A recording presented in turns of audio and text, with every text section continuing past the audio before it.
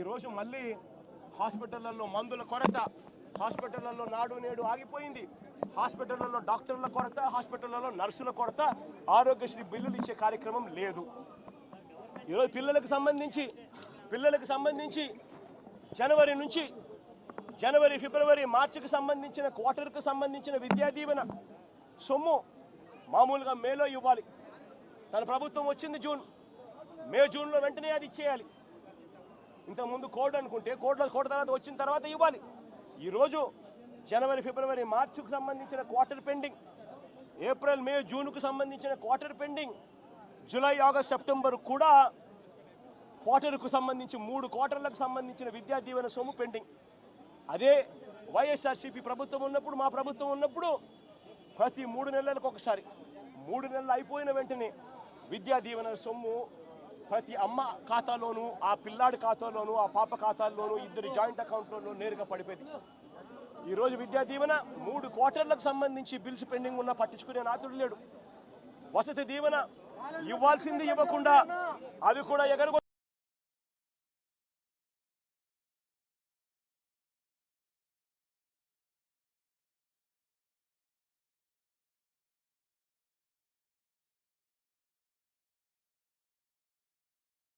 పంపించేట్టుగా అమ్మఒడి అనే సొమ్ముతో తల్లి ఖాతాల్లోకి నేరుగా పడిపోయే పరిస్థితి గతంలో వైఎస్ఆర్సీపీ ప్రభుత్వం.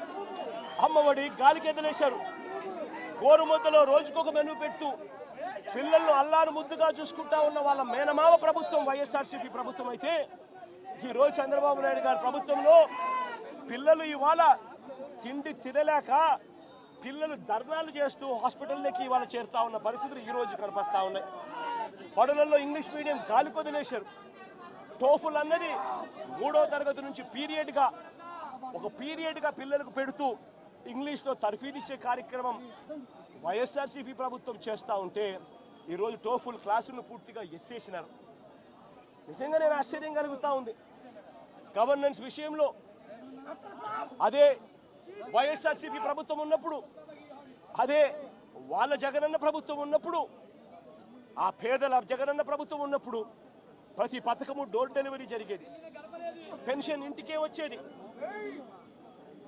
రేషన్ ఇంటికే వచ్చేది. ఈరోజు పెన్షన్ గాలి కొదిలేసినారు. జన్మభూమి కమిటీల చుట్టూ తిరగాల్సి వస్తూ ఉంది. ఈరోజు రేషన్ అన్నది ఇంటికి రావడం అన్నది కథ దేవుడెరుగు, వస్తే చాలన్నట్టుగా తయారైపోయింది. ఇంటి వద్దకే వచ్చే వాలంటీర్ల వ్యవస్థ కుప్పకూలిపోయింది. వాలంటీర్లను మోసం చేసినారు.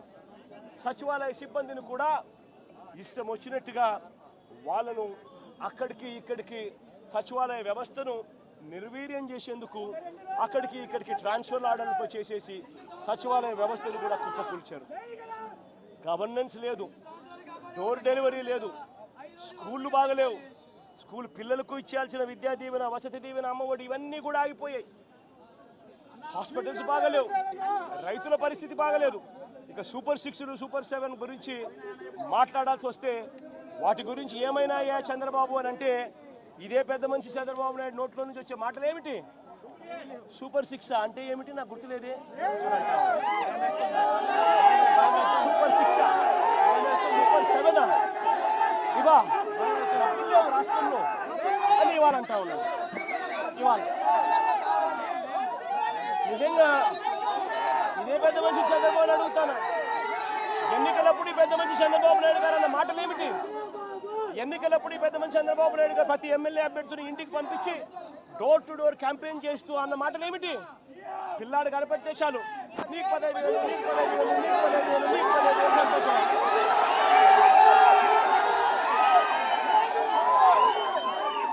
ఇంట్లో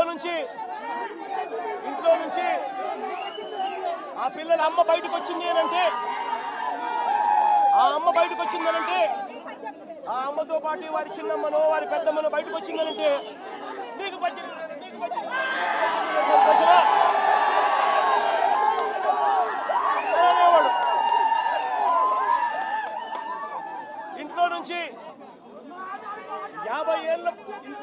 50 ఏళ్ళ పైచిలుకు ఉన్న మహిళ బయటకు వస్తే చాలు, ఇంట్లో నుంచి 50 ఏళ్ళు పైచిలుకు ఉన్న మహిళ బయటకు వస్తే చాలు, జగనన్న చేయూత కింద ఇచ్చింది కేవలం 18 చంద్రన్న వస్తున్నాడు, మీకు సంవత్సరానికి 48,000 ఇస్తాడు, మీకు సంతోషం.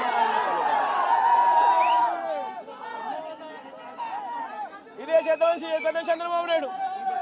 ఇంట్లో నుంచి ఒక 20 ఏళ్ళ పిల్లాడు బయటకు వస్తే చాలు, చంద్రన్న వస్తున్నాడు, నీకు నెలకు 3,000, సంతోషమా నీకు అని అనేవాడు. ఇంట్లో నుంచి కండువా వేసుకొని రైతు బయటకు వస్తే నీకు 20,000, సంతోషమా?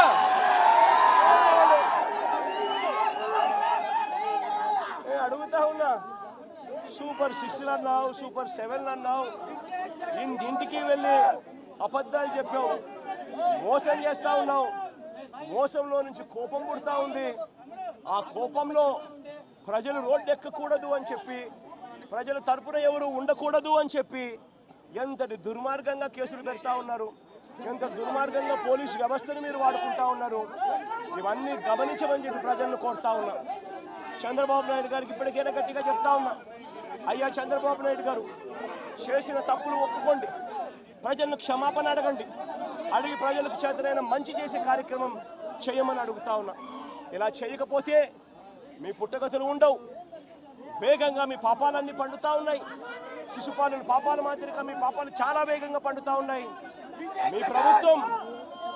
మీ ప్రభుత్వం నెక్స్ట్ ఎలక్షన్లలో సింగిల్ డిజిట్